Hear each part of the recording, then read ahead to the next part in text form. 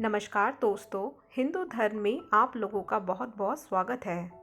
आज हम आप लोगों को योगिनी एकादशी व्रत कथा सुनाएंगे।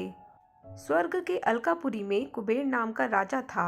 वह शिव भक्त था, नियम पूर्वक रोज महादेव की पूजा करता था। हेम नामक माली शिव पूजा के लिए फूल दिया करता था।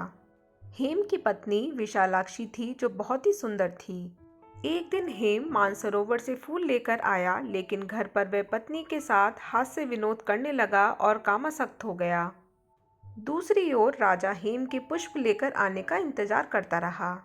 दोपहर तक हेम नहीं आया। उसने सिपाहियों को माली के घर भेजा ताकि पता लगे कि वह क्यों नहीं आया। सिपाही हेम के घर से लौटकर आए और राजा को बताया कि वह नीच प्रवृत्ति का है, वह अतिकामी है, वह अपनी पत्नी के साथ रमण कर रहा होगा। राजा कुबेर ने हेम को दरबार में बुलाया। वह काँप रहा था। राजा ने क्रोध में कहा कि तुम पापी और अधर्मी हो। तुम शिव पूजा के लिए फूल लेकर नहीं आए। तुमने भगवान भोलेनाथ का अनादर किया है, इसलिए तुम श्राप के योग्य हो। राजा ने हेम को श्राप दिया कि वह पृथ्वी लोक पर जाकर कौड़ी होगा और पत्नी का वियोग सहन करेगा। श्राप के कारण हेम तुरंत ही स्वर्ग से धरती पर गिर गया। पूरे शरीर में सफेद कौड़ हो गया। उसकी पत्नी भी कहीं गायब हो गई।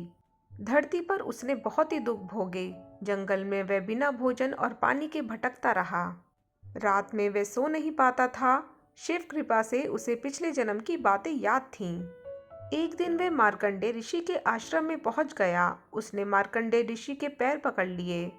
उसने अपनी पूरी कहानी उनको बताई। तब मार्कंडे ऋषि ने कहा कि वह एक व्रत के बारे में बता रहे हैं जिसको करने से उद्धार हो जाएगा। उन्होंने कहा कि यदि तुम आषाढ़ कृष्ण एकादशी का व्रत विधि पूर्वक करोगे तो तुम पाप मुक्त हो जाओगे। हेम ने मार्कंडे ऋषि को प्रणाम किया, फिर वहां से चला गया। जब आषाढ़ कृष्ण एकादशी आई तो उसने ऋषि द्वारा बताई गई विधि के अनुसार व्रत किया।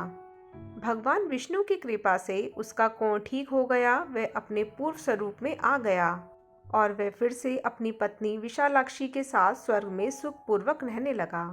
तो दोस्तों, अगर आप लोगों को मेरा ये वीडियो थोड़ा सा भी हेल्पफुल लगा हो तो इसे लाइक और शेयर करना ना भूलिएगा और मेरे चैनल को सब्सक्राइब ज़रूर कीजिएगा। धन्यवाद।